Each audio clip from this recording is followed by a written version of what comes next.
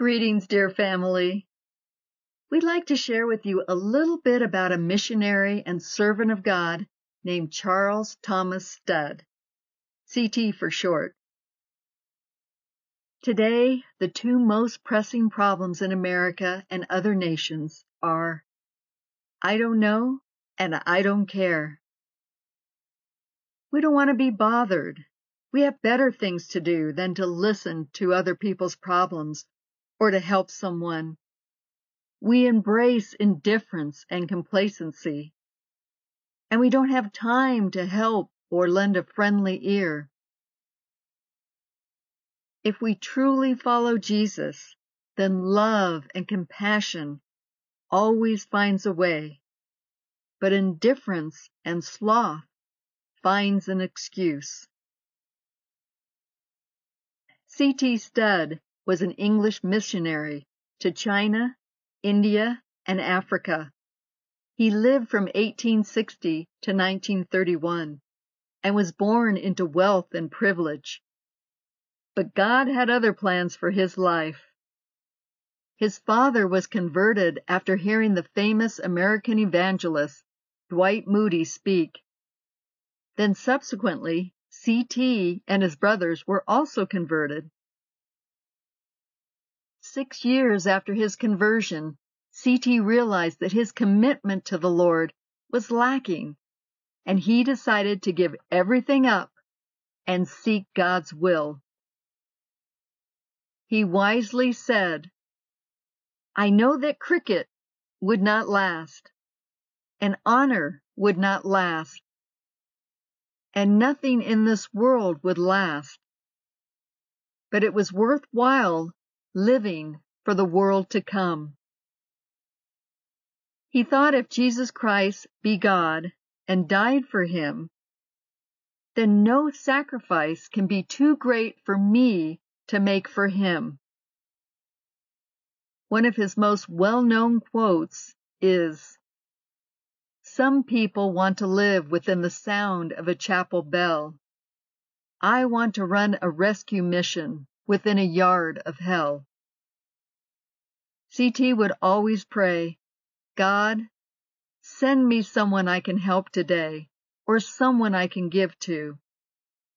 Help me to not miss an opportunity to do good." In Amos chapter 6, we read, "Woe to you who are complacent in Zion, and to you who feel secure on Mount Samaria, you notable men of the foremost nation, to whom the people of Israel come. You lie on beds adorned with ivory and lounge on your couches. You dine on choice lambs and fatted calves. You drink wine by the bowlful and use the finest lotions, but you do not grieve over the ruin of Joseph. Therefore, you will be among the first to go into exile. Your feasting and lounging will end."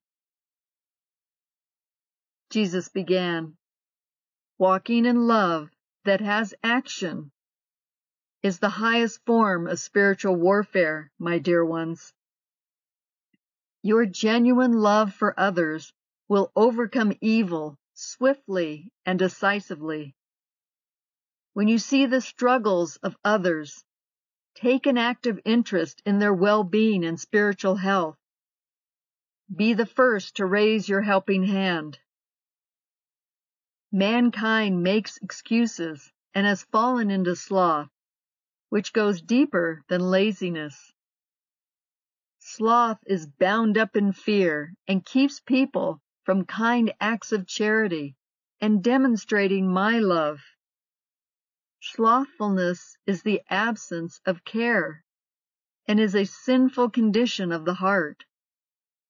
You lack motivation from the inside out. Slothfulness casts into a deep sleep, and an idle person will suffer hunger. That's in Proverbs 19:15.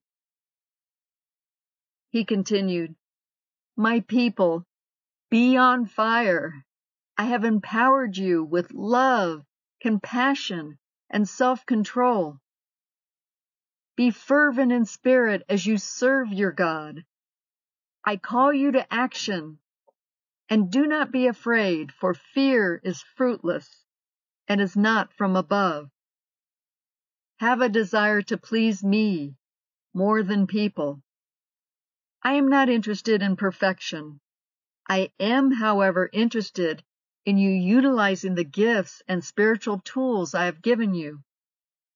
Abandon your own desires and strive to not pass by opportunities I send you to do good. And in this way, you will resemble me. And that was the end of his message. Here is an example of taking action. On a cold day in December, a 10-year-old boy was standing barefoot by a shoe store window, looking at all the beautiful new shoes. A lady walking by asked the boy what he was doing. He said, "I am praying to God for a pair of shoes." The lady took the little boy by the hand, washed his feet, bought him socks and put them on, and then bought him shoes.